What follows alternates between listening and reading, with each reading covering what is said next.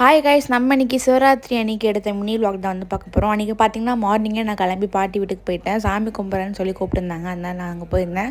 பாட்டி பார்த்திங்கன்னா சூப்பராக வந்துட்டு எல்லா பருப்பும் போட்டு பச்சை பட்டாணி, மொச்சக்கட்டை, காராமணி எல்லாமே போட்டு சூப்பரான ஒரு சுண்டல் பண்ணியிருந்தாங்க. அதுக்கப்புறம் அரிசி மாவில் வந்து புட்டு செஞ்சுருந்தாங்க. அப்புறம் பார்த்திங்கன்னா தேங்காய் வெல்லம்லாம் போட்டு ஒரு சூப்பரான ஒரு இனிப்பு கொழுக்கட்டை வந்து பண்ணியிருந்தாங்க.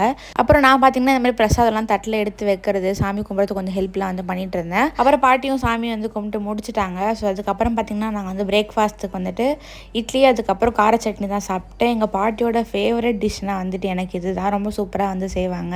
நான் அங்கே போயிருந்தாலும் எப்பவுமே கொஞ்சம் ரெஸ்ட்டில் தான் வந்துட்டு இருப்பேன். ஸோ லஞ்சுக்கு பார்த்திங்கன்னா வந்து முருங்கைக்கீரை சாம்பார், உருளைக்கிழங்கு பண்ணி கொடுத்தாங்க.